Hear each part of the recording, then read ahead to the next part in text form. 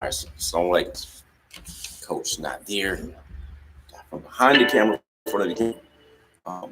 As the sisters are always saying that today we're going to be dealing with just a short time. We're going to be training on a few different things, but one is really that commitment. A lot of people are making commitments right now, and we want you to pretty much commit to being outstanding. I mean, this is the theme that we have for this month, really commitment to outstandingness, if you will. So a lot of people, again, making a lot of goals. Some consider New Year's resolutions. We don't really fall to the New Year's thing. I mean, for us, we're already in the 5th month of the Islamic calendar, but it's a new decade. All right, we still live within that world. So again, welcome. If you have something to take notes with, please do. If you have not shared, consider sharing, because they say sharing is caring. We should know. I'm just saying. No shade. So yeah, that next level of commitment obviously is important. And I'm committed. If you hear me sounding jacked up, I didn't think I would be able to make it to really be in front of the camera, but I'll try my best because commitment is very important. We're not really just interested, but we are really committed to sharing and empowering other people. You're definitely vested, no doubt. Yeah. So with that being said, we're good. This is YouTube. What's going on? Facebook, how you be? IG over there in the corner with the thin screen. Hopefully, we're here. But the vertical option is a challenge. She don't like this. All right. So here we go. Walaikum assalam, Lucy. Oh yeah. Let us know where you connecting from. What continent, what state. We definitely appreciate it again. Yeah, no doubt. And feel free to share, subscribe, like. I'll get the information out if it's been beneficial to you. If you benefit at all, that'd be great. After we're done with our training, we will go into some Q&A as well. So if you have any questions, feel free to go ahead and put them in the comments. We'll be scrolling them. Hence, we have the handy digital devices for that. Right. All right, good stuff. Do you want to go first or? I was gonna say which way? Be specific, brother. Okay, guys. I'll start talking about keys to committing to your goals. So some keys to excellence while committing to your goals. And I thought about that word, excellence and perfection. I thought about those two words, and I said, what's the difference between excellent and being perfect, or creating an atmosphere of perfection? So with excellence is the quality of being outstanding. That's actually the definition, which I love. Like, yay, because the buzzword is outstanding, because we strive to be outstanding. What is perfect? Perfect is free from flaws. So we know that as human beings, as people, we're imperfect. You're not going to get perfection out of people. And I think that's really important, because you can't experience growth if you're perfect, and we're just not designed that way. So what we strive to do is be outstanding or be excellent. So I thought about what we've done as a collective, what we've done individually as far as goal setting is in regards to goal setting or excellence within our own individual lives, our lives as people that are a part of a pretty big family. What does that look like? And I thought about what we've been through, what I've been through, and the keys to being outstanding or practicing excellence with your goals is you're going to have to sacrifice. And the first thing before I jump the gun is answer the why. Why are you setting those goals for being outstanding? What are they looking like for you? Because that ties into your purpose. So next step would be the keys to it, to excellence with your goals. So sacrifice, purpose. You're going to sacrifice something. You're going to sacrifice time, money, your nerves, a lot of different things. You're going to have to block out time. You're going to have to give up something to get something. So my big thing is Netflix, TV, talking too much on the phone for too long. I have to learn that, saying less is more sometimes, oftentimes, so I can get things done that I need to get done. So being social on the phone, I love talking on the phone. I don't have to go out of my house. I think it's great, but I can turn that 10-minute conversation into a 5-hour conversation if I'm not careful. So sacrifice, purpose, determination. You have to have ambition when you're setting goals for being outstanding. There's no way around it. I've tried it. It ain't gonna work. If you're determined, your goals are not gonna get achieved. The next thing, and that ties into being disciplined. You have to be extremely disciplined and say no to things you want to say yes to, such as wasting time. Like I was stating earlier, if you want to visit with friends, you got to block that time out and make sure you're not visiting friends for 4 hours unless you have specific things already done within your day. Before I would visit people or spend time with them or go to coffee with a friend of mine or friends of mine or go to different functions. It could be an Akika, it could be a Walima, it could be anything like that. I make sure I have these things done first. It could be small little victories, like I was saying earlier. And also you want to revisit your goals frequently. Coach Nyla was saying something so important because I found myself doing the same thing. We had a really short conversation about finding old things and old goals that we had in the past and going, I didn't do that in a box somewhere in an old journal. I would find myself not revisiting my goals as frequently as possible. Also, what is really super effective, tell people what your goals are because they will hold you accountable to them. I think about them, they will question you. Oh, aren't you supposed to be fasting? Or aren't you? Even with polygyny. But I remember an instance in my life specifically where somebody was asking me about my co-wife, and at that time I didn't know, so I was like, I don't know. He goes, oh, isn't she sick? And I'm like, it's a shame. I don't even know she's sick. I don't know. And that was my own fault. For clarity, you say you don't know. It sounds like you might not have known you had a co-wife at the time. No, I didn't know she was sick at the time. But yeah, that's good to say because that's about my co-wife. I don't know what you mean. Yeah, no, I knew, but I didn't know. But with this specific instance, she was not feeling well, and somebody asked me about her condition, and I was like, I'm not sure. I haven't talked to her, which was true. I had talked to her, but I had told this specific sister that, I want to have a good, relationship with her. But then I don't know how she's doing health-wise. And it's like she was holding me accountable to what I had said prior. So you say that, but you don't know what's going on. And I'm like, trying to see her, but that's important because she remembered what I said and I didn't. Wow. So she held me accountable to, that was a goal of mine. Like I made dua about that. I wanted that, but I needed to grow toward it. But I wasn't doing the things to grow toward it. And she was like, yeah, but you said, I'm like, I did say that. I really did. But I'm glad she held me accountable to that.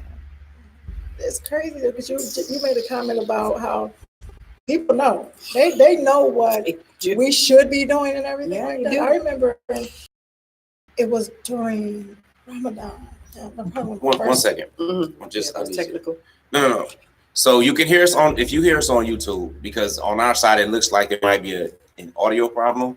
If you're viewing on YouTube, Sister Noble Hayat, wa alaikum salam wa rahmatullahi. Sakina, you said nah, so I'm assuming you can hear. If you can, just put like a thumbs up or yes, so we don't try to fix this and we're good to go. It's just our audio system. Let us know that. Now we do have people calling, just also stating where they're from. Brooklyn in the house, no doubt. Zaki Ibn Lewis, welcome out. Alhamdulillah. Sister Mary Stovall, Khalifa L, Alliance, Ohio. Alhamdulillah. Alaikum salam wa rahmatullah from Ghana. Yeah, Aisha. Sister Janice out of Chicago. Alhamdulillah. She's good to go. Alhamdulillah. Right. What time is it in Ghana? Yeah, what time is it? Your time. Muhammad Hijaz says hello. Yeah, we prefer salams, especially if you're Muslim. But yeah, pay attention to what we got going on. You'll need to keep saying please reply and stuff like that, bro. That's not how we operate. Yeah. Nevertheless, assalamu alaikum if you're Muslim. Alhamdulillah. So, all right, good. So the audio, just want to make sure that was straight. Appreciate it. Why Hardcore, John. for confirming what Sakina said. So I'm not gonna have to stop anything from that point. Again, if you are just tuning in, feel free to share, like, subscribe. We're going over really commitment to being outstanding. I know we did last week, we went into goal setting, so we're not going to go too much into more detail on that. You can check one of the videos right on the YouTube page for that, or on our Facebook videos as well, inshallah. So What were you saying? It was like you said, it was like during Ramadan, like my first Ramadan, I'm gonna say. My sister and I, she's not Muslim. And mine either. We walking in the mall, and I gave salam to some sisters, and I didn't give salam back. And my sister was like, "Aren't they supposed to say something back to you?" See? I was like, "This is what I did." I said, "They probably didn't hear me." I said, "Cause I said they'll respond back. They probably didn't hear me," and we just kept it going because I don't want anything happen. That's either that commitment. My commitment to my deen, to Islam, was that I'm going to make it. Islam is perfect. We are the ones that need some help. So when it comes down to it, it's like I don't want anything that anybody else that claims la ilaha illallah, just like I do, just do something that could affect somebody that could possibly come to Islam, whatever. So commitment was like, hey, it's gonna be real. I'm gonna, I'm gonna help out because I don't know if they heard me. I don't. I could have been loud and they could have still been talking, or they could have not heard it. I don't know. So I don't question the intentions or anything like that. But yeah, they know. People will call you out.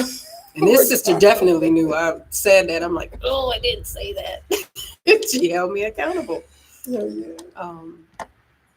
And that's important. And then be honest about your goals. So do you really want to strive to be excellent or outstanding? Do you want that? And are you willing to do the work it takes to get there?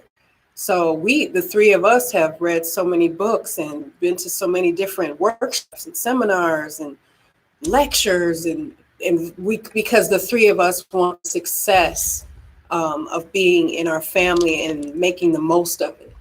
So do you want to do the work that's attached to being excellent or outstanding? You got to really be honest and answer that question. Answer the why.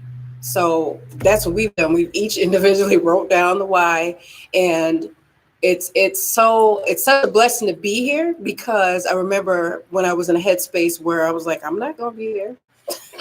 Forget that. I wasn't willing to communicate. And then I had to think about what was the cost of me not communicating. And the cost was very great. But it takes more energy to not communicate versus communicating. And I had to find that out. Unfortunately, the hard way, but I stood in my truth and I said, this is not serving anyone. Not me, not our family, not our husband, not our children, especially, not them. And you have one time to be a really great role model to your children. We don't get do-overs in this life, or else I would have signed up for a couple of those. But I had to think about the cost, and the cost was heavy to not strive to be excellent within our family, which happens to be polygynous and practicing polygyny. We practice it. We don't say, oh, we're in a polygynous family. We don't do the work it takes to be in one. So it's a big step to take, but you have to have the courage to move forward. And I've found out, and I've said this before, that my past didn't need me anymore. My future does. And all of us, our futures need us. Our past don't need us. That doesn't mean that our past are not important or relative to our present, but it indeed means that you have to work forward. And what do you want? Do you want negativity moving forward in 2020? Or do you want excellence moving forward in 2020? Be honest, state your truth, stand in it, move forward, and you have to adult. You have to be active in adulting. I can't go crying at grandma, crying at my mother. My father's passed on, and he would ask me stuff. So it's like, I couldn't cry to him anyway, because he was like, well, people would say to me early on, and it's so important to those of us that are in families that practice polygyny. And I will never forget it. I know my grandmother's forgotten it tenfold, but I wasn't having a good day. And she said, well, isn't this allowed in your culture? What's the problem? So, and she was right. I had to go, it is. She said, well, then, you got to find a way to work through it. And it's time to put your big girl underwear on, your big drawers on. You got adults, right? Because this is what you chose to do. And part of choosing to become Muslim, this is a part of it. So that's just part of, my life. It's not the entirety of my life, because I'm still, a mother as well. And I have very different hats on somebody's daughter, somebody's auntie, sister, and whatnot, and friend. So yeah, sister, friend, and sister, wife. But I had to do my work, and that is exactly what you have to do when you're committing to creating excellence within your goals. Cool. Me? It's all right. So you girl.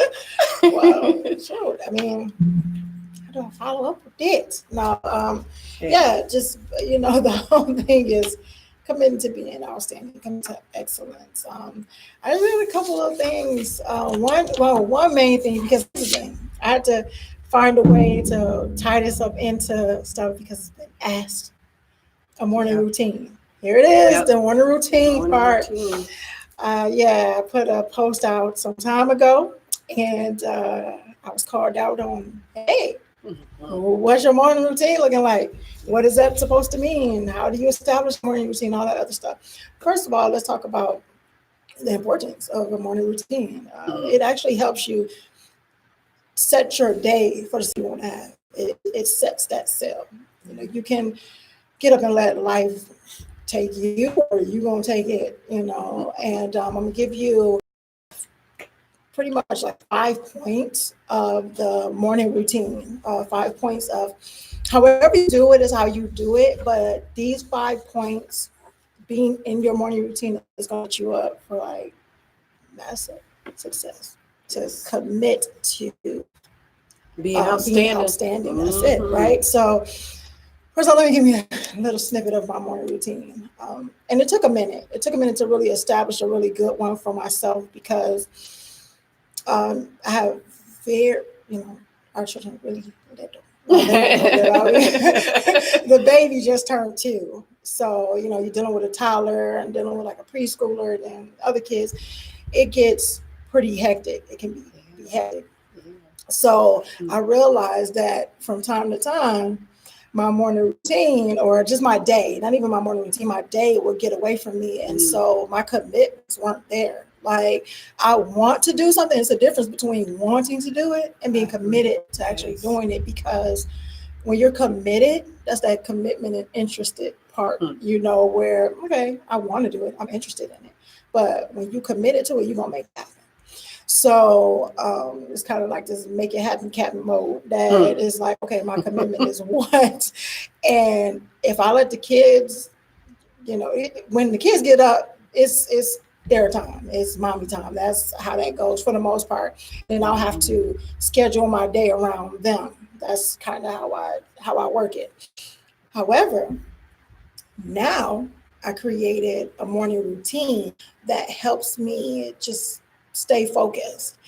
And the morning routine starts probably about like a 4:30-ish. And it started at 4:30. And sometimes I start at 5. I'm not telling y'all that's what you do. Will work for me, might work for you, but I'm gonna give you the 5 things that, I wake up in the morning. I say Alhamdulillah, all praise and gratitude to Allah, all praise and thanks to Allah. And that's my gratitude. I'm grateful and I pray. So that's that thing. It got to be there. I got to have it. It has to happen. And then I get moving. I work out. I get up. I stretch a little, but I work out. That's actually, I have a timer on my phone that goes off and tells me what workout that I'm going to do that day. I need that. I need certain reminders. So I set reminders in my phone. So I do that. I get up, I work out, I plan my day, I have my nutrition, I do that. So I plan my day. That's what I just said. I plan my day. So I have a planner, which I call my success planner that I really love. And I think it's like the high performance planner or something like that. And I finally like really was consistent in it because I was like, I have to commit to those. Right. I'm like that too. What happened the first time around, it was that when I realized I really wasn't committed, was that when I reviewed, I saw something like we talked about before. I saw some stuff. I was like, dude, I could have did all of this stuff and I didn't do it. And I had these things that I was like a master starter, just sucked at finishing stuff. And it was because I wasn't going back to back to it. Right. Oh, Yeah. To go back, so when I looked at it, I was like, oh, something ain't right. What wasn't right was that I did not create a plan. I wasn't committed. I wanted this stuff, but I wasn't committed because I didn't have a plan in action. I planned to fail because I definitely didn't fail the plan. So when I realized that, I said, okay, what I got to do different? It was that reflection part. So I said, what I have to do different, because keep doing it the same way, I'm not striving for excellence. I'm not striving to be outstanding. It's going to be the same thing that happened last time. What makes it different? It ain't. That's fall off. Yeah. Right. That's not going to make it. If I'm doing the same thing over and over and expecting a different outcome, that's insanity. I'm insane. Right. I can't do that. I need to take care of it. So that I told you guys what my morning routine is. This is the with it because we really go into detail in our relationship mastery monthly inner circle. We actually go deeper in that. Just give you guys a quick snippet on stuff.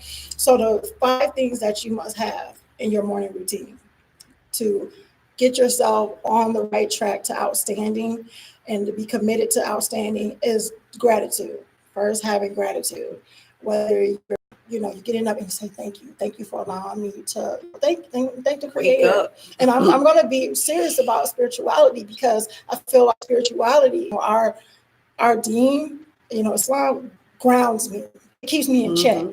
So when I want to say something to somebody and do certain things, knowing my Islam, knowing my deans, that I'm going to have to answer for that at the end. I'm going to have to answer like, why did I do this to this person? And why did I treat this person this way? Or why didn't I do the things that I said I was going to do? Why did I lie to this person? Anything like that, I'm going to have to answer for. See, that keeps me in check. So having that spirituality and being grateful for that, being grateful for another day to get better, that should be number 1 in your day. Number 2, get moving, get that energy up, get those endorphins going, whether it's doing yoga, whatever you like to do, whether it's dancing, whether it's working out, whether it's doing working out with weights, whether it's getting on a treadmill, whatever it is, get your blood flowing, get your body moving. You're going to be so energetic. Say if you went out of bed and you were just sluggish, you probably went to sleep late or whatever, but you got to get up. Get moving. When you're done, you're going to feel amazing. If you haven't done it, that's my challenge to you. Do it. You're going to feel amazing. Personal development. That's the thing. I'll listen to probably like 30 minutes of personal development while I'm, doing something where I'm getting dressed, or I'll sketch out 30 minutes to read. I'll put a timer on my phone for 30 minutes and I'll read for 30 minutes. And once that timer once that timer go off, I go on to the next thing. Because I want to stay consistent, I want to stay intentional, and I don't want to get off track because I can get into a good book and it'd be really good. And then next thing you know, an hour done passed and all these other things, and then I'm off my schedule. And then I plan.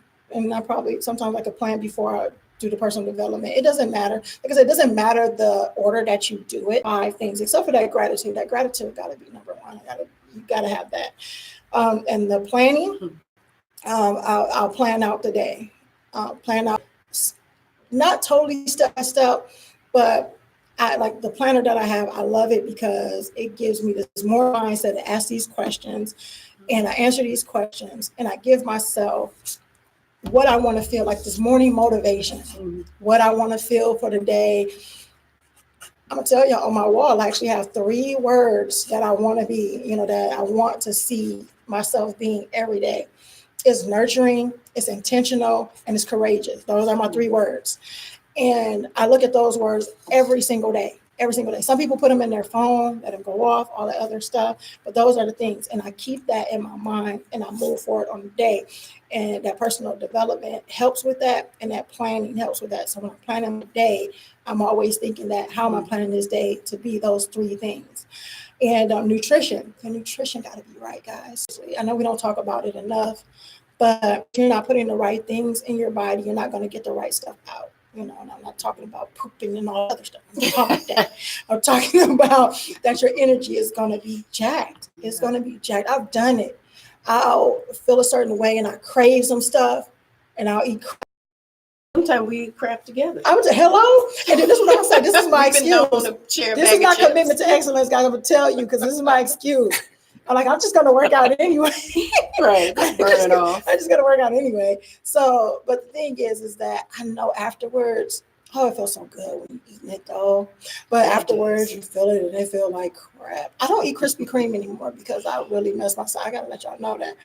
I used to love Krispy Kreme donuts. I'm scared of Krispy Kreme now. Like seriously, I have a trigger with Krispy Kreme because I messed up myself so bad with it. But yeah, the nutrition gotta be right because it's gonna help with your brain function. It's gonna help with your energy. It's gonna help all that other stuff get together. I'll give you one quick thing though, because your day is not gonna always go the way you planned. It's not. It's not gonna go the way you planned all the time. Mm-hmm. When that happens, take a deep breath and realize, that's life. But here's the thing. One of the things in my morning motivation and the morning mindset thing is actually a question in there that says, what can trip your day up? And every time I answer that question, it's never the thing that I put down. It's never the thing. It'd be something crazy or way off.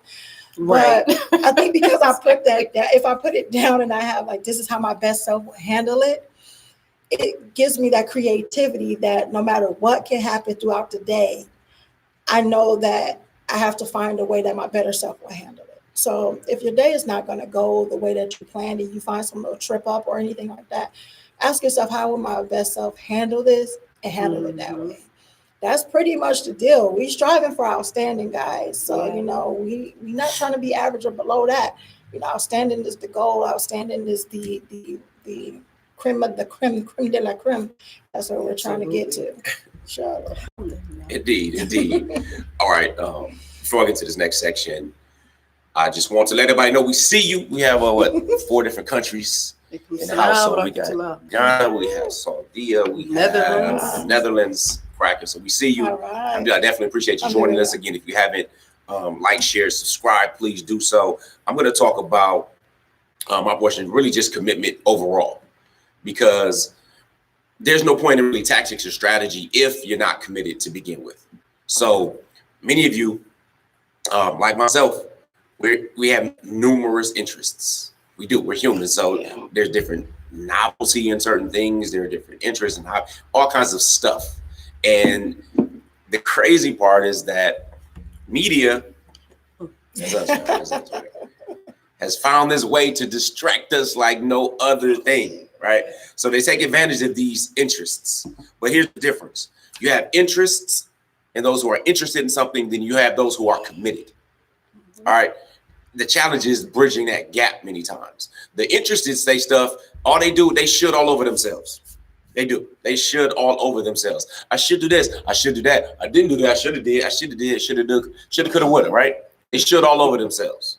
Those are interested people. So if you hear yourself saying should, but following through, then no, you're interested, not yet committed. The difference and that bridge goes into a couple different factors. Since we're motivated by the anticipation of gain or pleasure, even though that's actually minimal. A lot of sociological studies talk about it. And just for the disclaimer, we are not anything that ends with ists. Right. So we're not therapists, psychologists, psychotherapists, neurologists, none of that.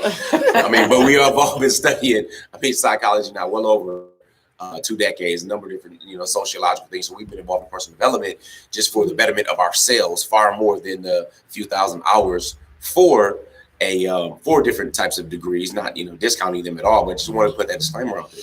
Nevertheless, it goes into the anticipation of gain, but also the avoidance of pain. Yeah. All right. So that tends to be the largest motivator though. So when Coach Fatimah was talking about knowing your why, like, okay, we know that the two top things that people want this year, more money, better health. All right, better health described more specifically as losing weight, which really means losing fat.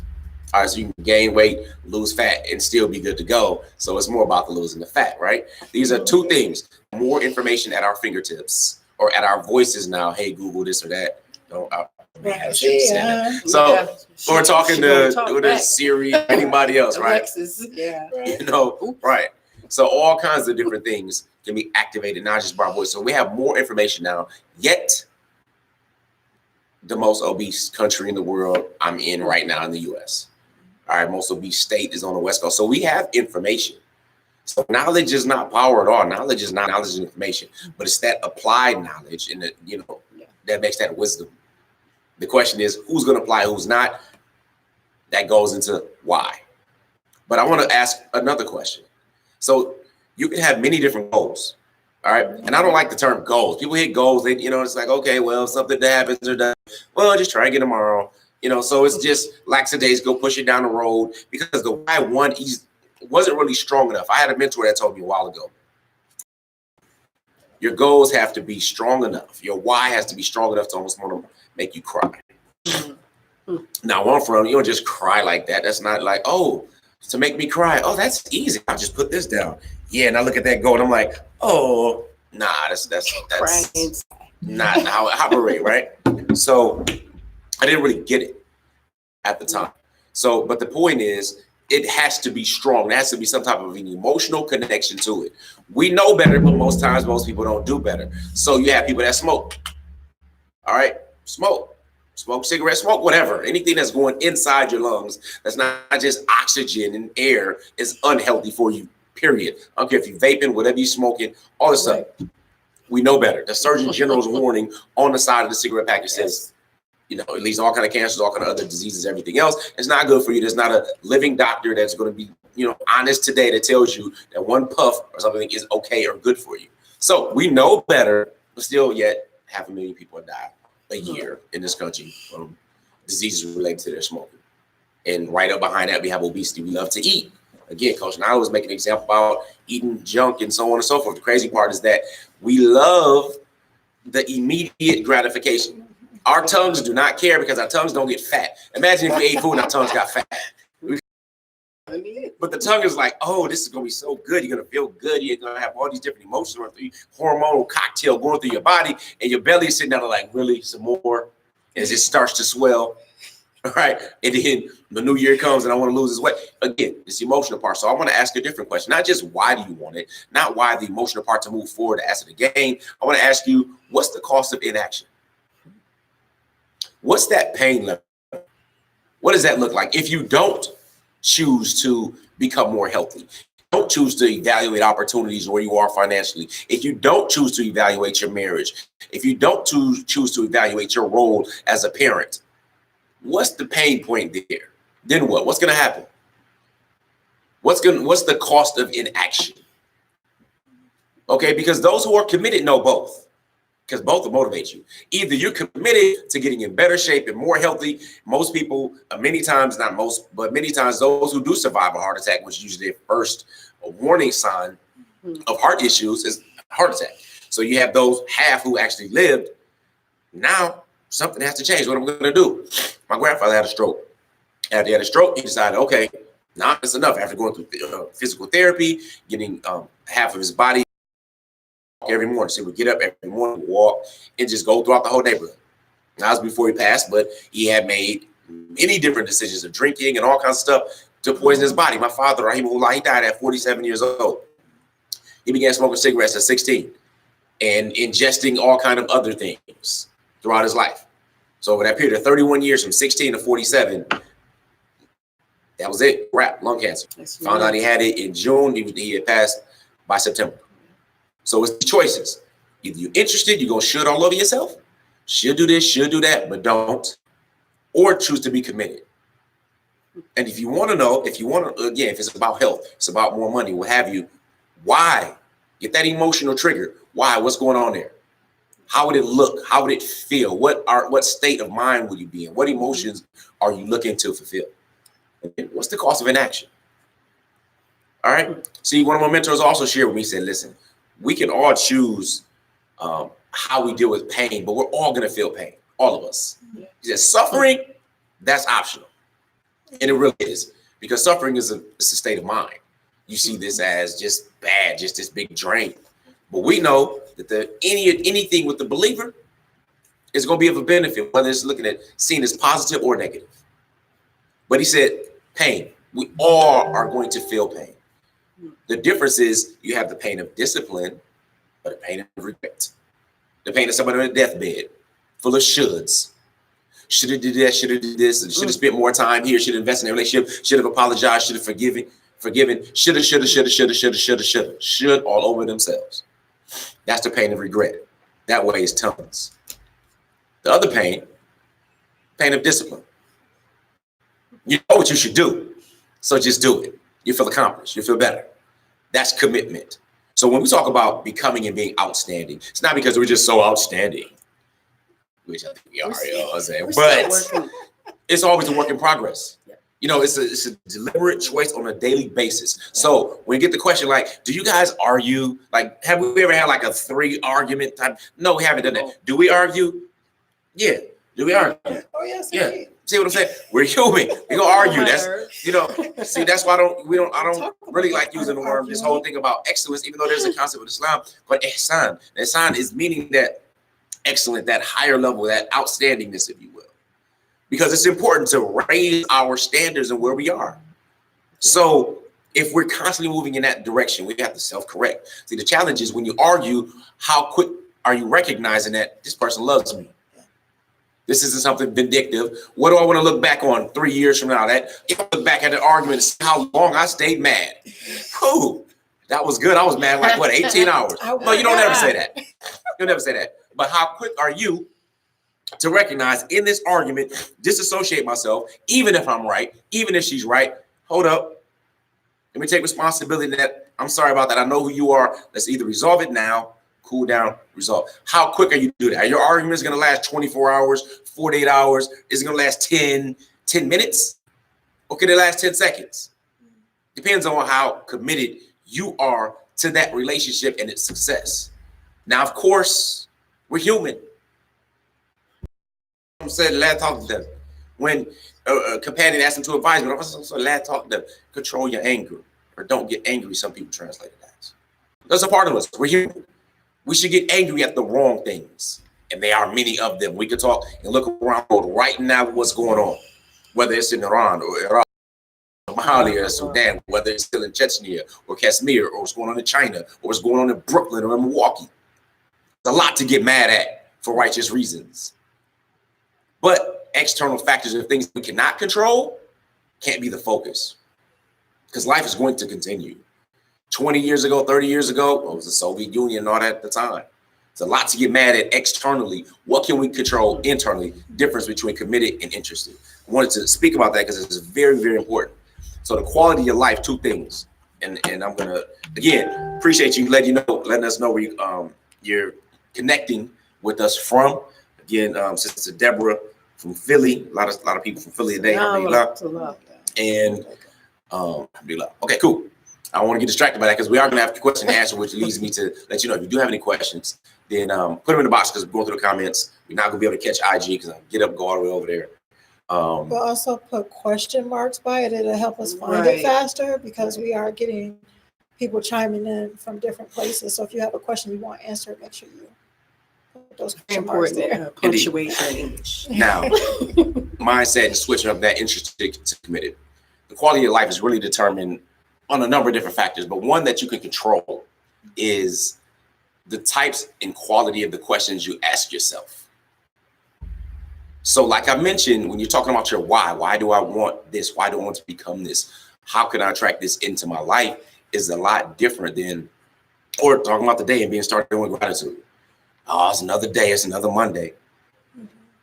For real. Some people give all they have for another Monday. Yeah. Yeah, wow. So asking yourself the proper questions.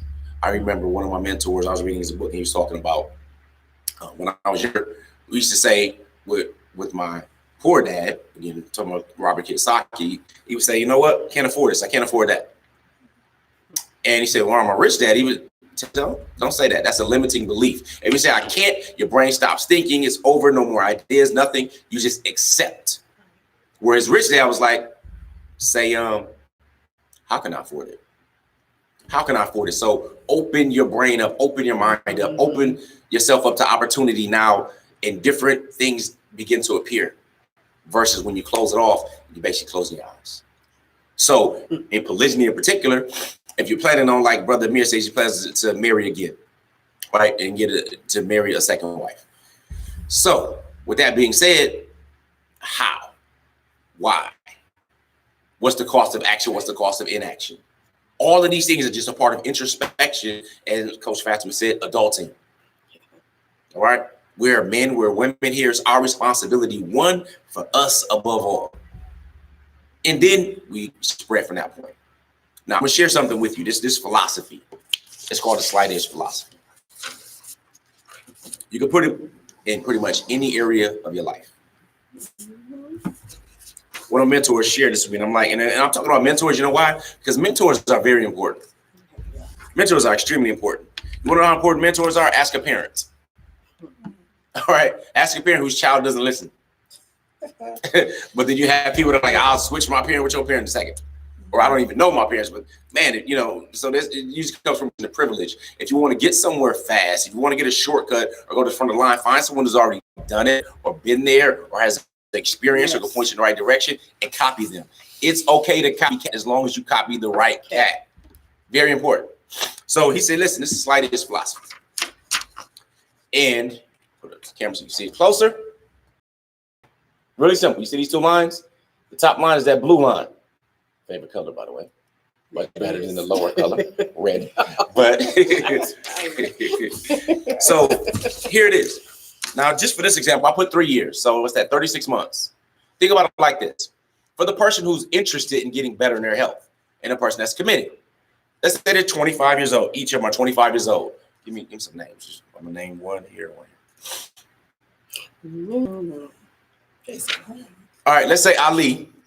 Ali is this blue line. Ali is going to be the blue line, and then Jason is going to be the red line. Both of them are interested in becoming healthier in 2020. Now, this is a 3-year plan, so by 2023, we're going to be at the end of these lines. Now, here's the difference. So let's say Ali says, oh, okay, cool. I want to be healthier. So he decides, you know what, I'm going to read something every month, or I'm going to watch a TEDx on nutrition and health every month. I'm going to see something about exercising, right?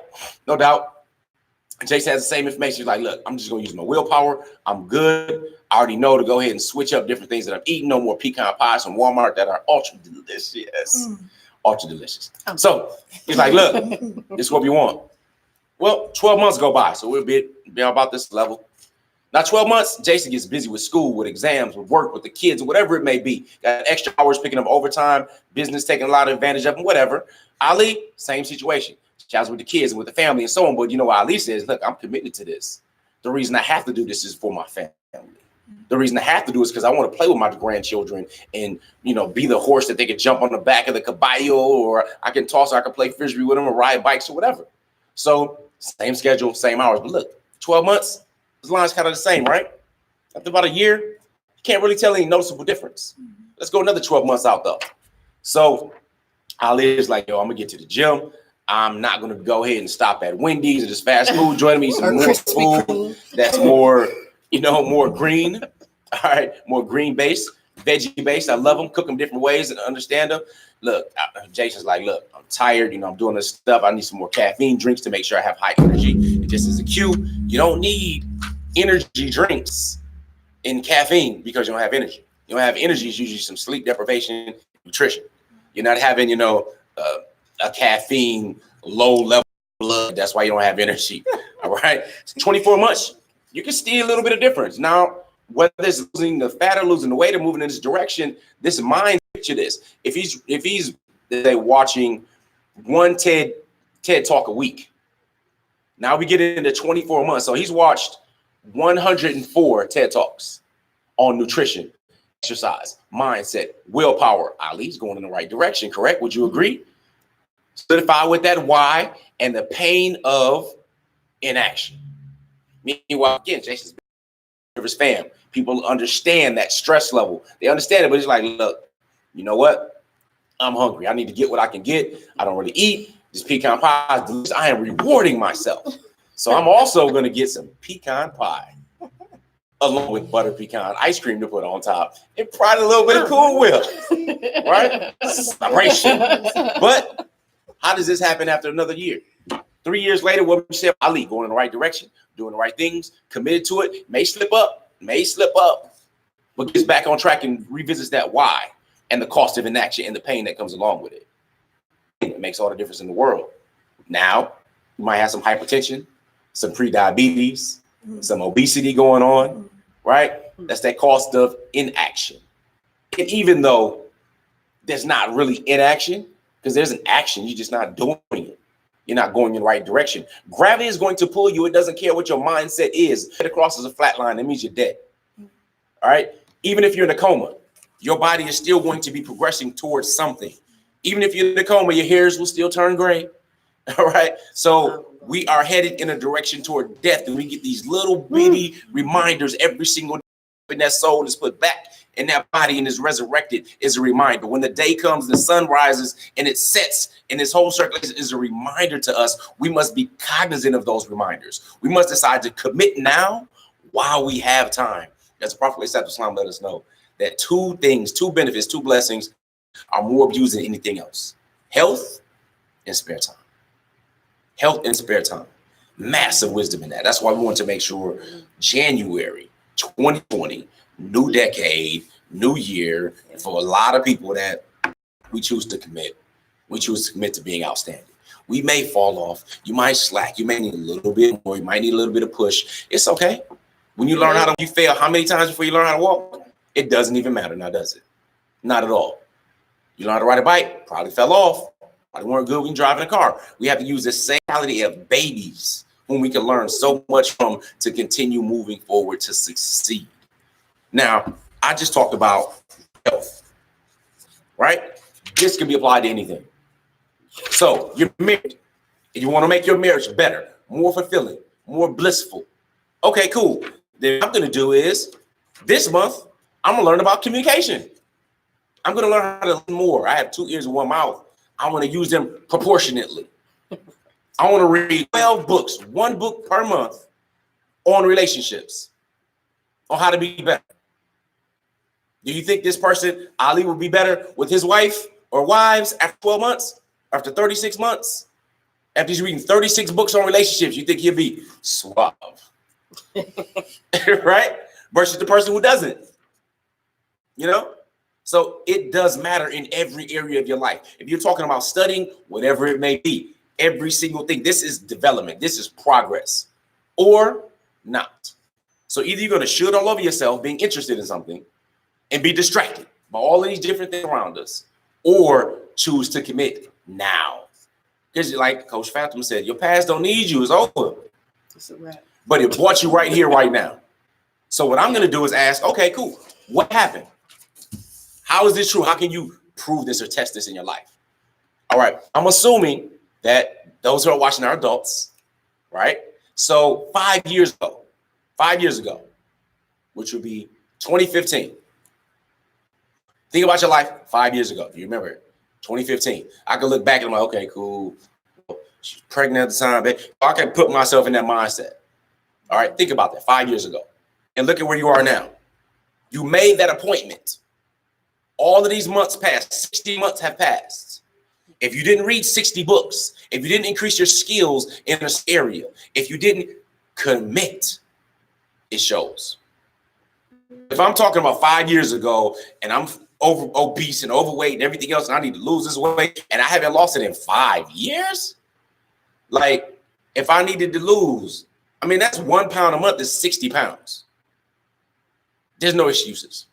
That's the other part about being committed. There's no excuses.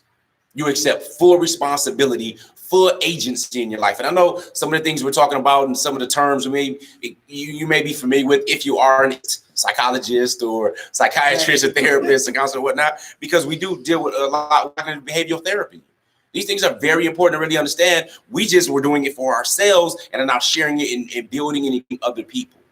So if we made that appointment to be where we are right now, 5 years ago in our relationship, if we've been married over 5 years, or as a parent, if we have a child over 5 years old, or my job, or in my business, then we accept full responsibility for where we are now. If we don't like it, we have the power to change it. That's adulting. That's really powerful to understand that. And no matter how small it may seem at the time, it's those little consistent actions over time that make the difference, that are also loved by Allah Ta'ala the most. Those consistent actions. You want to say something? Well, I was going to add to that.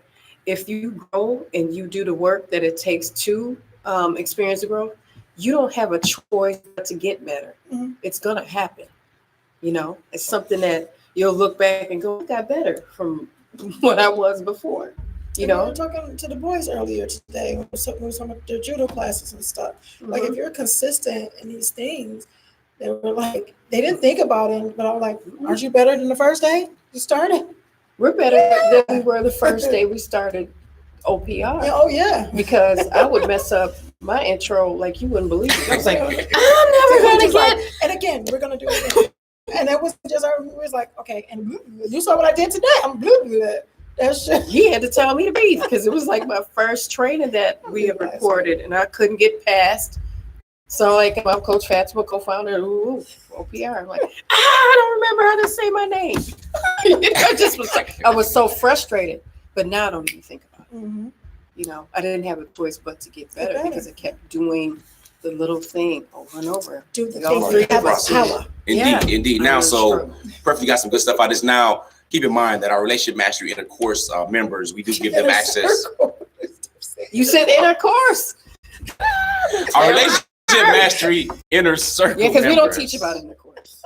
Yeah, Relationship Mastery Inner Circle members do get our different downloads and the audios and the videos in their area. So if you are interested in checking it out or going deeper or really becoming committed, or if you're more serious, go to outstandingpersonrelationships.com/RM for that info. So again, you know, go to our website, get on our email list. We would encourage all of you to do that because when our blogs come out, we have different videos. We send them there to our list first. And then of course our members get primary access to us with what we do. So get priority anyway, when you're part of that. That's there. So now we have a few more minutes. So we're gonna open up the Q&A. I did see a couple of questions. One sister or one brother, Mahmoudou Diaz, says, Alhamdulillah, I really appreciate the advice and he's learned so much from watching the video. My question is, how do you manage to live happily between your spouses, and what is the anger management control or balance your two spouses? Thank you. God bless you. In mind, two wives. All right. So you're asking me that. How do you live happily between your spouses? What is anger management control to balance your two spouses? Well, it's a process of personal development is really what it is. One, you have to marry well. Like, be cognizant of whom you marry. So I didn't marry women that did not fear. I didn't marry women that would decide to be immature. Okay. We know that many people have never picked up a personal development book. We understand that. And many of those who do, only 10% even finish going past the first chapter. So one, even if they weren't friends, even if they didn't get to this level of friendship, minimally, they're going to be cordial and courteous. So as you heard the sister speaking about that, you got to answer to Allah. So I might want to do something to you, but Islam restricts me from doing that. It protects you, and you might not even know it. Okay, so one, that's there. Two, there's not really much anger management that goes on at this stage. I mean, we got kids in the 20s, 20 years old. We have 3 20-year-old children right now between us. So now, but if we were in our 20s or 30s or something, and people that we work with, for example, younger like that, around that age, they do, have some challenges and stuff like that. Now, if you mean anger because it sounds like you're saying between your spouse, what is the anger management to control and balance your two spouses? Unless you're talking about me, anger management with each, them. I don't think that's not what it sounds like. I don't know. I'm just, anger management, period. Because I know sometimes it depends. We're just talking about anger management where it comes to, I like what you said. You're talking about personal development, and that's knowing yourself, and it's knowing what your hot buttons are. It's knowing those things. Even when it comes to your spouse, in our relationship mastery monthly, we talked about arguing just not too long ago. We talk about the art of arguing because, you know, arguments are disagreements. You know, you don't have to, you know, be happy and like everything that the person says. You have a different perspective. Mm-hmm. But the getting angry part, that's the part where it's your decision, it's your choice on how you're going to react. How you're going to react. Yeah. So that's that part. And how do you do that? You have to be cognizant. You got to be responsible for your thoughts, your feelings, your actions, your emotions. So that's that part. Your anger management got to come from you, from within you. How do you do that? Know what your hot buttons are and try to avoid those and tell yourself how will my best self, as I said before, how will my best self deal with this? Even if a person is pushing your buttons, how will my best self deal with that? Because you can only control you, not anybody else. And we're Muslims, so we observe the Sunnah. So I've made wudu many times, and we've sat down, laid down many times, and had conversations. You know, so that's important too, because that does work. I've made wudu many times, and we've sat down, laid down many times, and had conversations. It's me. That other me.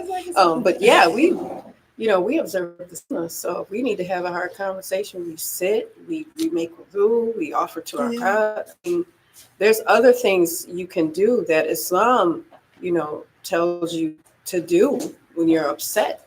So that's important. That's really, really, really important. I had another question. How do you meet his family? He asked on Facebook. Well, we address that on YouTube. We have over a dozen YouTube videos. So if you're on Facebook and haven't been to our YouTube channel, then you probably can go ahead and catch some of those. It's youtube.com/outstanding personal relationships is where you can find those videos. Subscribe, like it, share it, feel free. But my wife and I, Coach Fatimah, we've been married 24 years, met in high school. And Coach Nyla and I have been married 9 years. Yeah, this year, inshallah ta'ala, we'll be adding another year to it if I live that long. Inshallah. So, yeah, but check the videos there. That'll be simple enough from that point. Now, much needed. What advice do you have for? Well, Amir says, I'm planning to get a second wife, inshallah. And my only condition is she has to be a divorced woman. I think it says of a widow. It says of a widow, but I think it means or a widow. Make things easier for all of us. Right. So that's not really a question. Right. It's a statement, but I don't know who the condition, if he put the condition on himself, or is that something he was agreed to? She might have said, I don't know. And he can share that. But yeah, that's fine. I mean, she could be a divorced woman, a single woman, a single mother, whatever. You know what I'm saying? So now, do you need to have a condition? No, you don't. So I'm just saying, sometimes there's the thought that, polygyny. Okay, I can understand if it's saving a woman that might be a widow. Yeah, I mean, it's or saving a single woman. She's on her last leg thing. Sometimes, right? You know, sometimes that's the thinking, and that's really, that's disrespectful to this institution of polygyny to begin with.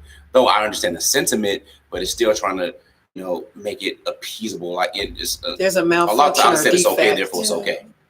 Nothing more, nothing less. That's it. So, but that's fine. You know what I'm saying? I mean, Coach Nyla was a divorcee, right? Divorcee. She was divorced. Divorced. Considered single mom. You know what I'm saying? When we got married. So that's fine. However, I was a strong, independent Black woman. No. She was. Okay, whatever. That makes it so much better. That's just real. I just have to laugh at that because we always do that. People do that. They're like, I'm strong, and I don't need no man. I don't need no. It was good. Right, there's no deficiency, is what we're trying to say. I mean, any more questions? Because if there's not any more questions, then we can reel it up. As you can probably hear, if you've heard my voice before, it doesn't sound like this normally. To their dismay, right? I'm like, you went out a few octaves, bro. You know what I'm saying? It's a little jacked up. All right, okay, we got one Sister more. Naima says, people tend to down a woman if she didn't want her husband to get more wives. But what about a man who only wants one wife? Does that make him less of a man? No, it doesn't. But they're very rare. I'm just saying, because you're talking about want or desire. You're talking about want or desire. Right. And since I'm a man, I have more experience than men. Than these ladies. It depends on who you ask. Listen, I'm gonna tell you something. when I'm having a conversation with it can be, it's not even related to polygyny. When you talk about business or talking about an invitation or something, like a guy was inviting, there was an event thing and he wanted to invite my family. So he's like, okay, cool. Give you, invitation, you and your wife. Who was like, I have 2 wives, bro. Would is that okay? Can I bring both of them? Why? Tell me about that. How does that work? Now I'm Muslim, but he wants to know what's going on with this 2-wife thing. Okay. Of course he so does. Men want more than one wife. That's kind of in us in general. It's an extreme exception. Extreme. Men want more than one woman. I'm gonna leave it there. Yeah, wife is a man. It's a all right, that's somebody that there's a responsibility there. So I need to make that clear. All right. So that's, this is like, why even debate like that? That wouldn't make any sense. But with that being said, conversation I'm having, I'm talking about, yeah, my wives and I, so we teach on this. Wives, well, hold up. Let's back up. Forget what we were talking about. Let's talk about this wife. So, but that doesn't mean a person is necessarily less than a man. Okay, it is what it is. It does mean for those who are Muslims, for those who notice there's a major problem with good men. So those who are good Muslim men who have the ability to marry and practice polygyny who don't, then that does say what they feel about themselves. Now, we practice polygyny. Polygyny is a form of marriage. We're not anti-monogamy. No, we're strictly pro-morals, pro-marriage. But it does mean the person thinks that I can't be fair. That I can't be fair. Because default is 2. Well, Allah lets us know maybe 2 or 3 or 4. Okay? So with that being said, the person just says, I'm going to marry one, only one. I know that I was lacking good men. I know women need, to be taken care of and families, but, I'm not going to go ahead and do that because I fear I'm not, a just man. That says more about themselves. Doesn't make them less than a man. No. It doesn't make you more of a man if you married a woman. The sociological conditioning goes to, men could have as many women as they want to in society. Women, she got bodies laying around, then, hey, that's garbage. So they reward promiscuity in our society and homosexuality and things like that are immoral, but then, punish or penalize the opposite. So no, we don't, it doesn't make somebody, oh, you only have one wife. The majority of people I know only have one wife. You know what I'm saying? Good people, Muslim or non, so yeah, that's not a measurement that we necessarily look. I don't even think that's what people usually use anyway. One of the challenges that some people think that, oh, they're practicing polygyny, they're not invited to the cookout. That might rub off my husband, as though it's never crossed his mind. It's crossed it. Anyway, I know I might have over answered the question, but inshallah, yeah, I got some good stuff there. And some men know their limitations. I know a sister that wanted her husband to get another wife, and he said, no, I can't handle the responsibility of that. That's honest. He's not less of a man, but he knew what he could do, what he couldn't do. All right, got some questions. Good question. I know I had it. Excellent, indeed. So, sister, you want to take this up? This is, what is? I'll just say something quick on it. She says, any advice how to bounce back after stumbling on the path to a goal? She says that she tends to be an all or nothing type of person when it comes to setting goals for myself. And once I mess up, I find it extremely hard to get back on. And our sister from the Netherlands says, you're punishing yourself. Don't reach high. So, or if that's a sister, I don't know. Man, roof. Man, I don't know. Sorry, sis. Sister or brother. Pack that up. All right, our believer from the Netherlands. Okay, so did you want to talk about? Did you say? Oh yeah, yes. Just give yourself permission to do it. We're human. Yeah, we're human. That's it. Easy. Okay, think about your child. How long? How many months? How many weeks are you gonna give your baby to learn how to walk? Are you just gonna say, all right, it's been 10 months. You don't have it now. Rest of your life. Okay, so it is really a thing of giving ourselves permission. All right, we can fall, we can back up. We're human. It's about patience, that sabr, and that persistency and moving forward constantly on. And now, patience does not mean waiting. It means moving forward. Keep going. Keep an eye on the prize and that goal and that big picture, and it eventually happens, inshallah ta'ala, if it's for you, if it's best for you. So you fall on a goal, rewrite it, change the deadline. Know this though, people vastly overestimate what they can do in 12 months, but they underestimate what they can accomplish in 5. Okay. We overmade 12 months. If we don't get something in 12 months, if the company doesn't scale here, we don't get that many people to help, the money isn't at this level, or the children aren't learning this fast and so on, within 12 months, forget it. If we work on something else, it's just not going to work. It's not meant to be. All right. Where give it a little bit more time, a little bit more effort, more focus, learn the lessons from the losses. Learn the lessons from the losses. That's how you turn it into a win. I mean, we can go over many different types of individuals and people who took and came from, nothing, if you will, to change stuff all the way around. Going back to the pans of the Prophet, Islam was Abdul Rahman ibn Auf, radiallahu anhu. When he came, he's a muhajir. He came from Mecca to Medina. He didn't have anything. And this is a time where, they were partnered up with one of the, Ansar, and said, yo, you can, be in this home or this house and wives and so on. He was like, yo, just point me to the souk, send me to the marketplace. And when he died, it was estimated his wealth was worth between about $7 to $8 million US up to today. So he became one of the wealthiest individuals, humble in his whole entire life. We could look at what that didn't make it until they were senior citizens. Like, what was that? Colonel Sanders, he's 63. Or Ray Kroc buying McDonald's name and everything for the McDonald's brothers. He used to sell shake machine. Built the largest, most systematic based business on the planet we know today when it comes to fast food and McDonald's. So we have people that go all the different parts of their lives, but you know what? Set it, go after it. If you need to course correct, it's no problem. When I was learning about trips to Hawaii and the different places, going to Hawaii, they're not looking down the road to kind of see over all of this water when they're here. If you're from the States, that's what I'm talking about. If you're not from the States, we have like several countries, but if you're in an airplane and the earth is round and it's moving and all this stuff is going on, your calculations have to constantly, be reset over and over and over to make sure it's going in the right direction. So it's no problem. Once you achieve the goal, you'll know it's all worth it.